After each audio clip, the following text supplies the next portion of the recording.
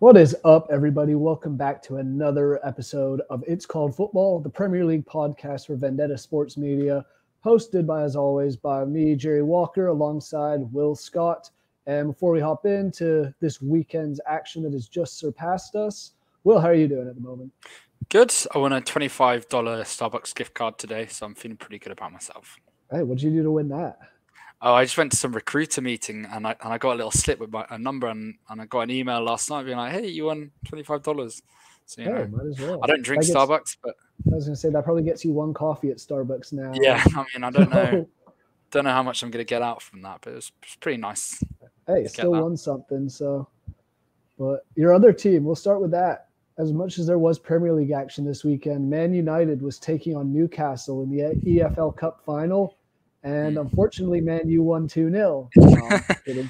But what were your thoughts on that match? Because I wasn't able to watch it due to work. But I was buzzing. I was at the pub. It was the biggest I've seen the United pub like all season.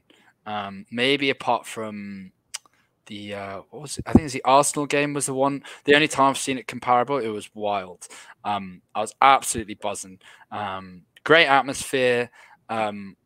It wasn't a game where I was in doubt. Like, it was a few times when Saint-Maximin beat Dalot, I was thinking, oh no. Then Wan-Bissaka came on. It was a professional performance. Casemiro was immense as per usual. I mean, the goals were a bit lucky, but hey, I don't think Newcastle ever really came close to creating much. It was a very professional performance. Like, we don't always need to be like 2017, 2018 Man City.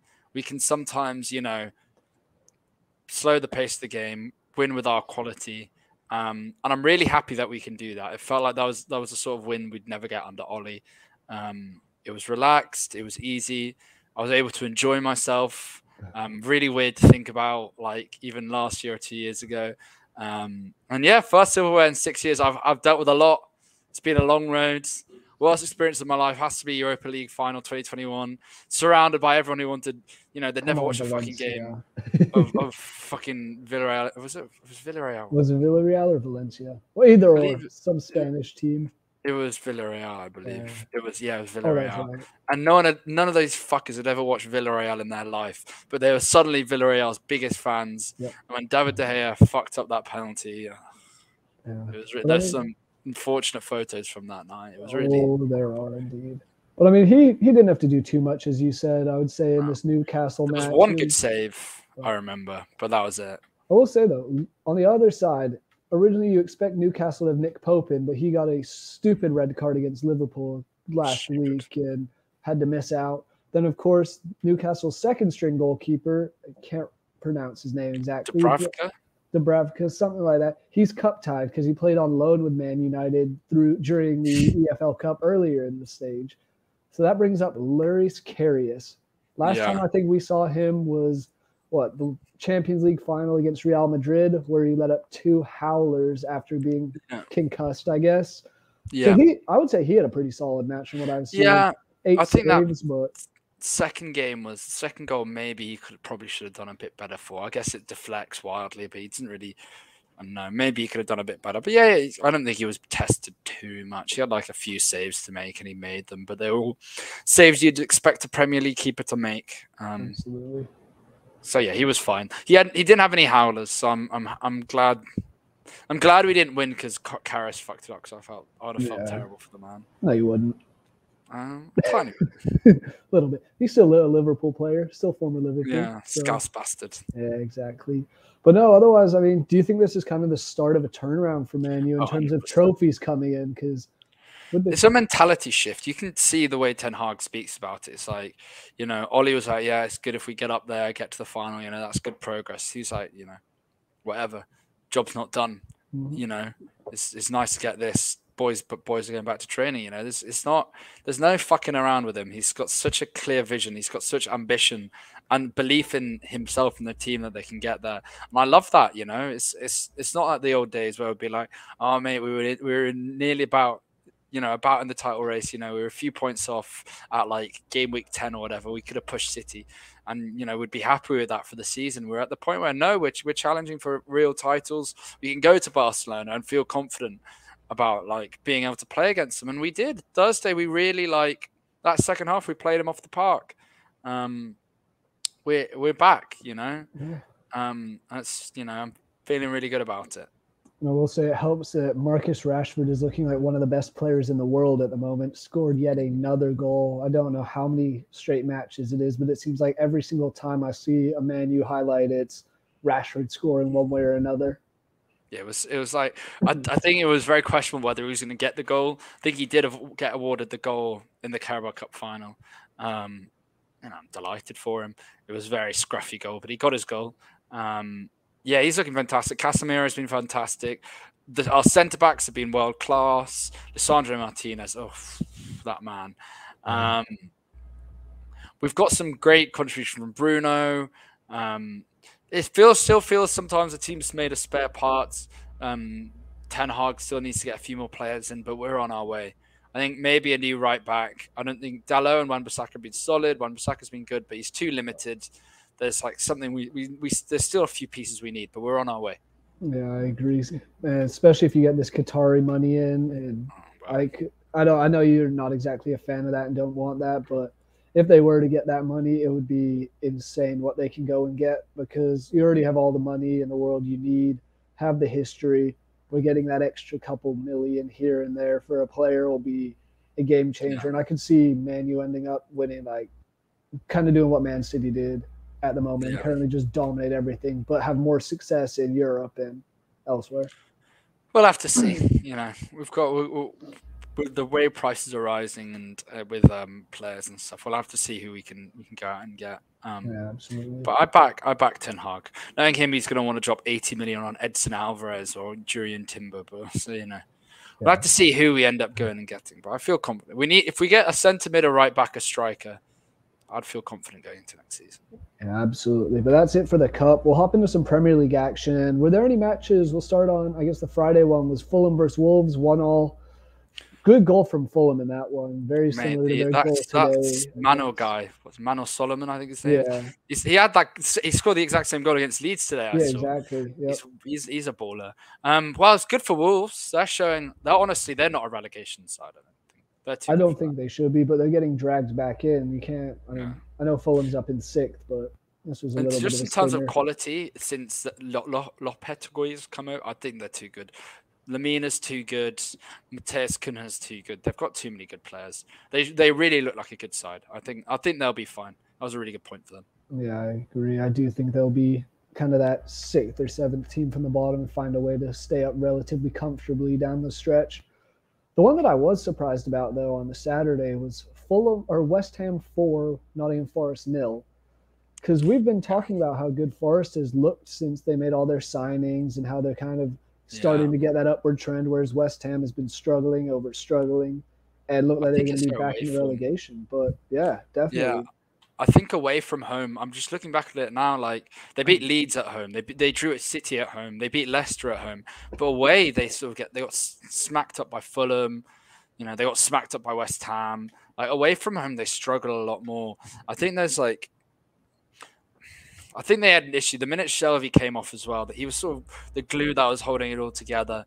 And when he came off, I think there's still a few players on that side who just lack quality, unfortunately, for Forest. Shelvey's at least looked a lot better than I thought he was going to be. He's still got stuff left in the tank. Yeah, but I think they just lack quality. No, I agree. And I think when we're talking about Jonjo Shelvey, feels like we're talking about what was happening in the mid-2010s with him playing. Yeah, wild. He's got England caps, It's wild. No, it's kind of remarkable to see him there. Obviously, they brought on Jesse Lingard, have Andre Ayew now. It's just a really weird team, and I think it's kind of all bouncing back in this West Ham match, because this is one I think we both predicted would be probably a draw or a Forest win, and West Ham came to play, which they needed to, because they were in that relegation spot coming into this match. I think there's been a bit of a. I saw an article saying they had a players' meeting, like they sort of hashed it out. I think one of the things that is looking good for them is Lucas Paqueta is finally like showing that the reason why they spend all that money on him, and Danny Ings as well. I think they kind of needed him. They had like some abysmal away record. They'd scored I can't remember what it was. They'd scored 7 goals in 16 away games. Ooh. They'd scored some absurdly small amount of goals. and they were really struggling. Like, Fornals was going sort of MIA, like Lanzini, like Benrahma. These players were not playing well, and now it's like Benrahma looks good. Bowen finally, he'd scored 4 goals all season or something like that. Now he's starting to show that form. I think again they're going to be one of those ones. I think both these teams are going to be fine. I think Nottingham Forest are too good at home. They've still got quality. They've still got like Keylor Navas. They've still got like half the Atletico backline from 2 years ago. I don't know how much Renan Lodi played, but I think they'll be fine. I think both these teams are fine. I'm happy with West Ham. I always like those sides, those 6 or 7 place sides who come up and sort of challenge. I wish they were doing better. Yeah, I agree. I mean, West Ham is one of the disappointments of the season this year after they qualified for UEFA's Conference League. They've kind of just plummeted off the face of the world in the Premier League. And just nothing seems to be going right. But there were 2 other relegation battles that I want to just touch on before we hop into some of the other matches. We'll start with, I guess, Everton and Aston Villa. Everton was kind of riding high for a little bit, but then lose 2-0 at home to Villa.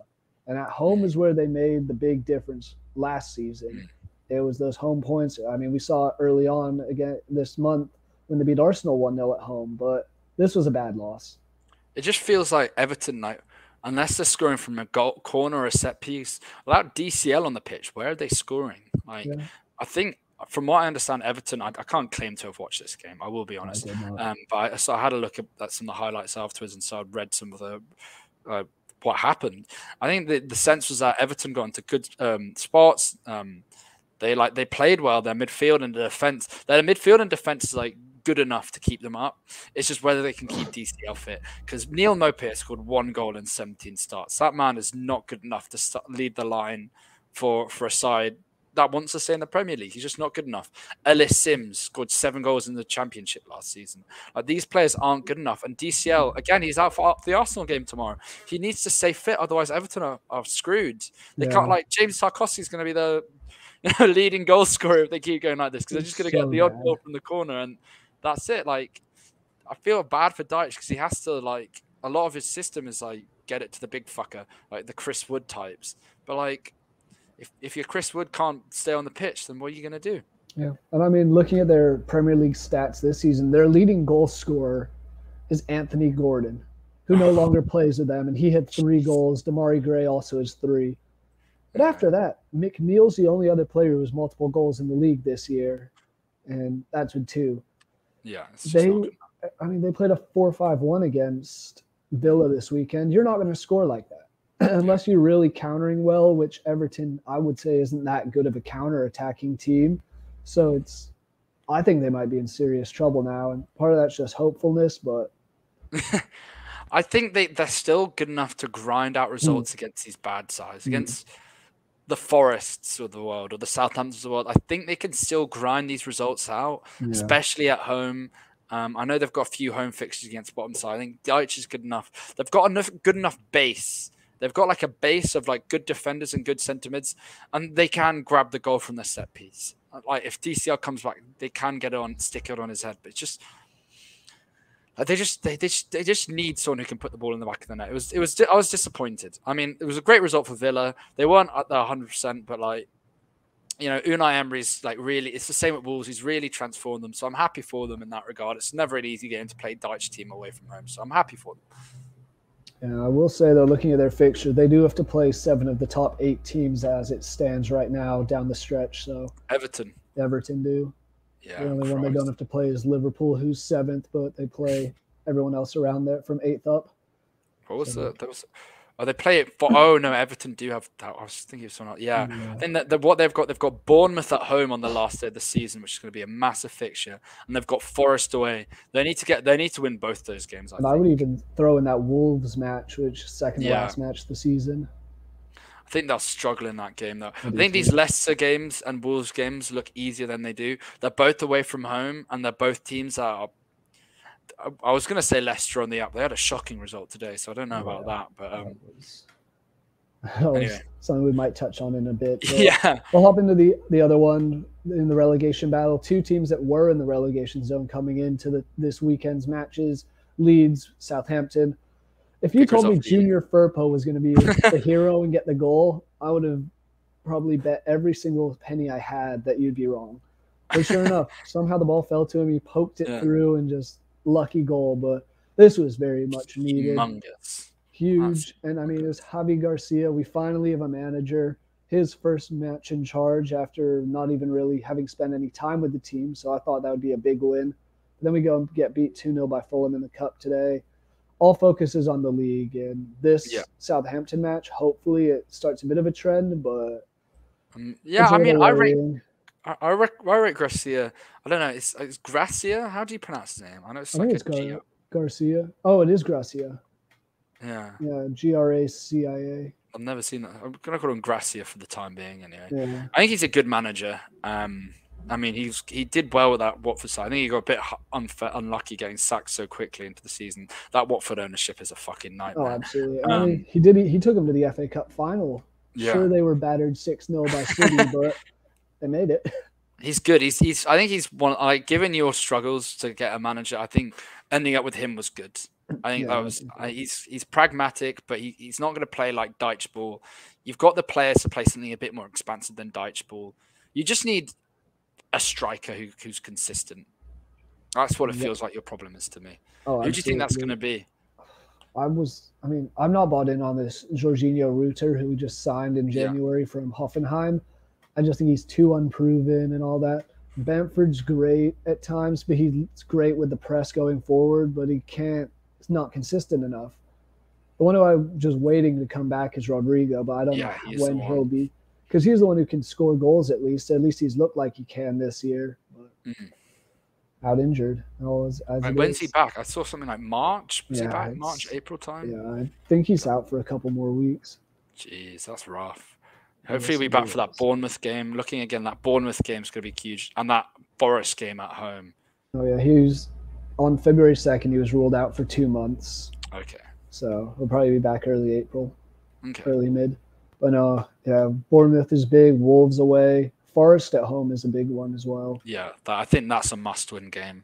Yeah. I think home games are so key at this point. And then second to last match of the season at West Ham. Oof. London never goes well for Leeds, so I'm expecting a loss there. Yeah. Oh, Christ. I realistically see us getting maybe 2 more wins the entire season, and that's a stretch at 2. I think you should probably beat Bournemouth. Yeah. I think you can scrape a win against the likes of like Palace or Fulham or Leicester. Something like just with variance, like something like that could happen. Yeah. I know it's going to be so tight at the bottom. Just every time I look at it, I'm like, Southampton are fucked. Crystal Palace are probably fine. And then in between that is just a lot of like... Yeah, so for those watching and listening in, as the table stands right this minute at 4:45 Central Time on Tuesday, February 28th, Crystal Palace is sitting in 12th with 27 points. As Will said, they kind of seem safe. After that, it's Forest with 25, Leicester and Wolves with 24 points, West Ham 23, Leeds 22. Then the bottom 3, Everton and Bournemouth both with 21, and Southampton is 18.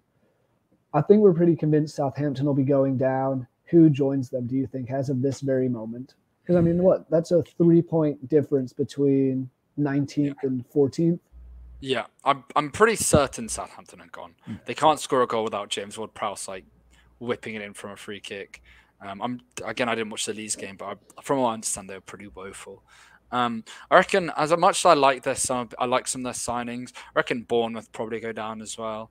I think they're just a bit too leaky. I mean, they're playing Arsenal. They've got a really tough run of fixtures as well. I think they're a bit of a streaky side. They've got to play Arsenal, Liverpool, Villa's mid-table, then Fulham, Brighton, like West Ham, Tottenham, Leicester. These are all sides which are better than them. And there's no like real winnable games. Maybe the West Ham or the Leicester game. So that's going to be a brutal stretch. I think they're just going to be so mentally cooked after that. It's going to be hard for them to come back. Also for them, looking at fixtures, they do have 2 big matches towards the end of the season. Home to Leeds on 29th of April and then at Everton on the last day. So those 2 could be very much deciding matches. And they play matches, Southampton as well. They could control their own destiny. I just feel like they're going to be mentally shattered. Oh, absolutely. After this brutal 2-month stretch. Yeah, like the next 5-6 matches are just rough. Yeah. So that leaves two. That leaves one more team down. Yeah, I think it's between Forest, Leeds, or Everton. And I know Everton have. I just struggle to bet against Sean Dyche. Right. I think Forest have got like they're close enough that if they go on a bit of a run, they could start to separate themselves. Mm-hmm. I think it'll be the winner of that Leeds Nottingham Forest game, and the other one will go down. I think that's just what I'm feeling. I don't know. It's going to be one of the two. Yeah, I think if I had to guess Leeds, but I think Leeds is too good to go down, so I don't know. I would hope so, but I'm not overly convinced. I do think we'll end up being probably that third team to go down. I think some issue will happen. Players won't be able to do well with each other under Gracia. So I think it'll be us as that team. I'd love to see Wolves get thrown into it even more, just because I don't know why. I have nothing against Wolves. They just always seem like they're kind of just sitting in that mid-table mediocrity in the Premier League. It'd be funny to see them get shaken up. They're a pain in the arse to play against. They are, exactly. I just have so many bad memories. Bad memories of playing fucking Wolves. Yeah. And West Ham, I guess, would be nice to see go down. It's more because one of my good mates is a West Ham fan, so fun to tease him there. But otherwise, we'll touch on, I guess there were really 3 other matches. One of them was an absolutely dire 0-0 match between Palace and Liverpool this weekend. I don't have much to say on that. Liverpool was shocking. Yeah, that was just bad. Understand, like, I don't think Palace, necessarily offered that much. I think they had a few chances. They just didn't quite have it all screwed on, but Liverpool were just shocking. I heard Naby Keita had an absolute stinker. Like, look at this midfield. They're starting Milner, Henderson, and Keita. Like, come on, Milner. Stinking it up right there. Yeah. It's not ideal for them. No. The one game I remember watching in the pub was the Leicester Arsenal game. I was for a second I thought Leicester could do that. They do look a lot better defensively these days, Leicester, I will say. They didn't generate much at all, like, going forward. They had the ball in a few good areas, like counter-attacking wise. But Saliba and Gabriel did very well to shut that down. I think some of the decision making by Barnes and Tete and Iheanacho wasn't quite there. It was a shame because I was really hoping Leicester would grind out a result, but I mean, they didn't look as bad as the XG graph. They had the ball in dangerous opportunities. They produced, they had threat. And I'll say Trossard did play well. He had a goal disallowed in the first half by VAR, rightfully so this time. But he got the assist on. And Trossard got the assist on that Martinelli goal. So we'll touch on Arsenal in a second. But the other two from this past weekend, Man City, Bournemouth, 4-1 thrashing, kind of what we all expected. Yeah, that was very expected. Can't look too much into that. It's more the fact that everyone only scored once for City, and Bournemouth had the own goal. So kind of uneventful there. And then another team that's just a dumpster fire, Chelsea. Lose 2-0 at Tottenham. Yeah. Oliver Skip, masterclass. Oh, absolutely. I mean, Kane gets another one, but shout out to Skip. I don't know where Chelsea goes from here. I mean, obviously they play Leeds next, so this will be their turnaround moment they need. Yeah. I think they are missing Kovacic to an extent, but I don't know. Looking at this, even looking at the substance, Aubameyang's still coming in and getting minutes. What's he doing there? They just look ineffectual. Havertz up front, it's just The fact to me, I know he hasn't been terrible this year, but the fact Ruben Loftus-Cheek is getting 62 minutes, that just seems like a lot for me. Start there. Yeah, I don't know. They've got such a weird side. That back four looks great. Enzo Fernandez looks great. They probably need someone like Jorginho, but a bit better to play that. But Felix, Sterling, Ziyech, you can't score. Yeah, I feel And apparently the Chelsea just never looked like scoring. It was just a lot of slow plodding.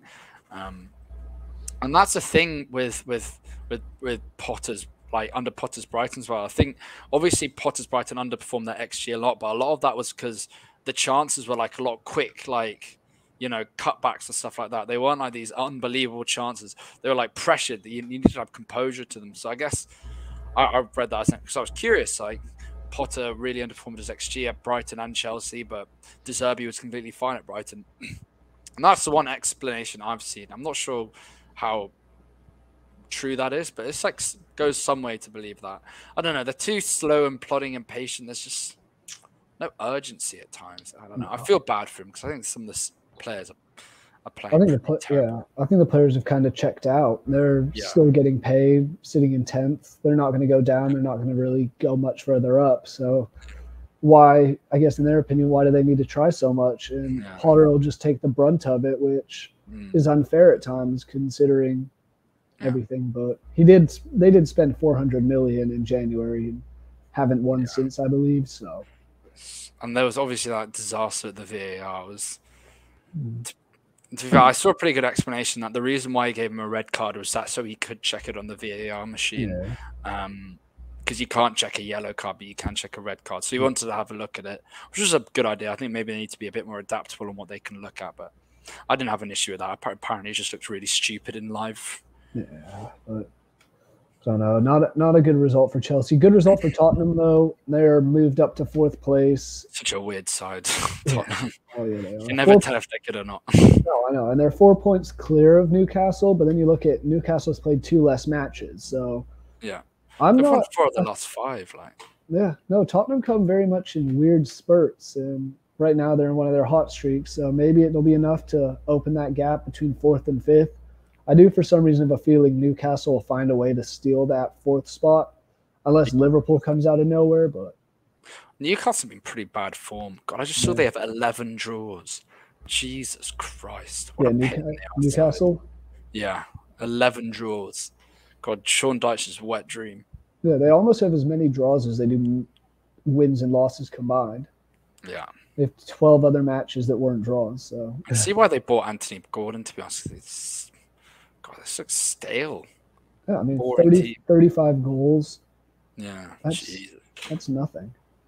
But we'll move on from what has happened this past weekend to kind of what's coming up over the next couple days, because we do have some Premier League action midweek after the FA Cup is going on. We have Arsenal and Everton tomorrow in a rematch of that from a month ago, where for some reason I don't think Everton will be doing as well this time.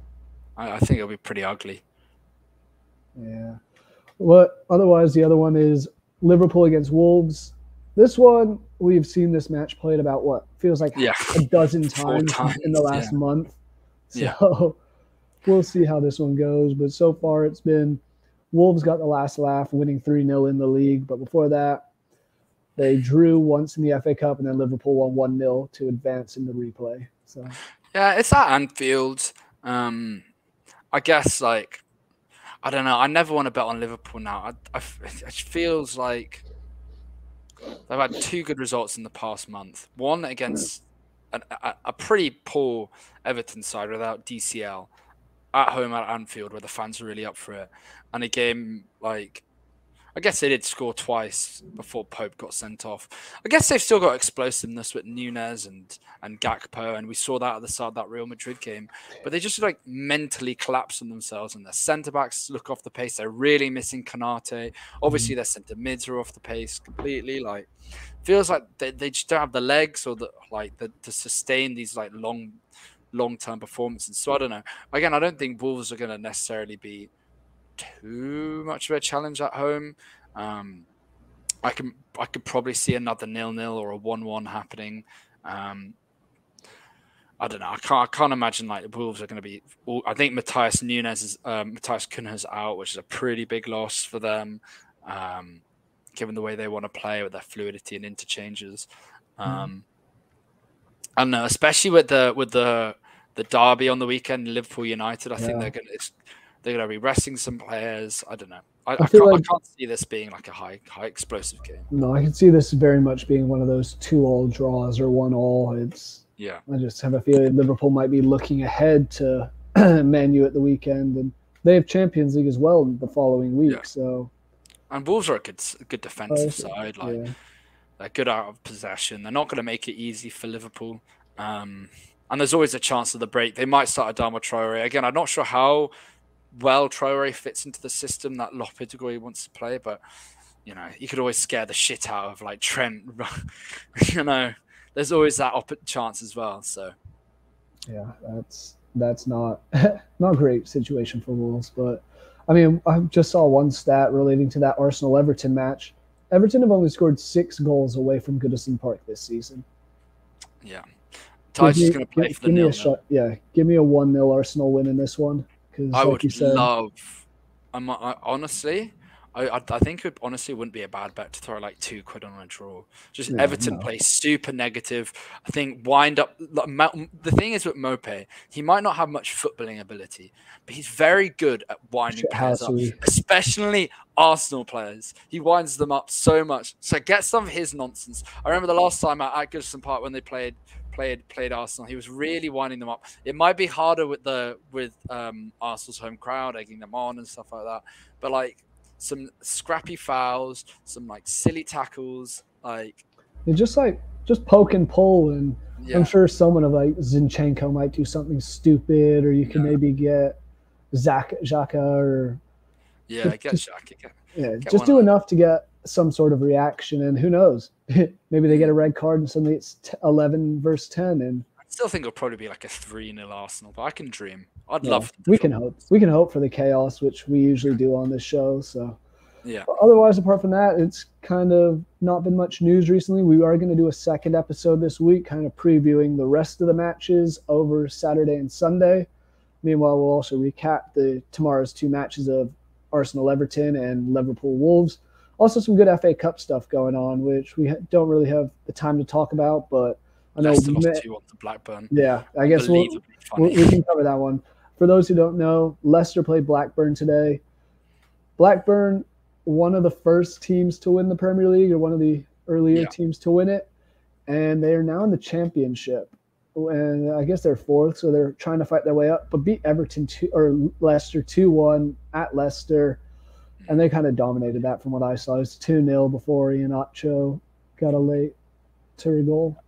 So I didn't watch the game. Can't offer much insight into it, but it's just very funny. Yeah, no, I was watching Fulham Leeds, and that was just depressing. Yeah, we don't need to touch on that. Oh, we had 4 guys standing inside probably the 12-yard box and just kicking it, and somehow it goes over the bar. It was so bad. But sums up leagues, sums up the season. Another great episode. Glad you guys tuned in. Check out, like as always, our stuff on Vendetta Sports website. Reach out to Will on Twitter at Will Scott Sports, LLTT. Reach out to me on Twitter at JerryF007. And we want to hear your guys' thoughts. Are we being a little too harsh on some of these relegation battle teams? I don't think so. I think they all kind of deserve the shots we take at them at times here and there. Yeah. But check out Will's story on that, because he gives some good insight there. Otherwise, that's it from us. Thank you guys for watching, and we'll see you next week. Bye.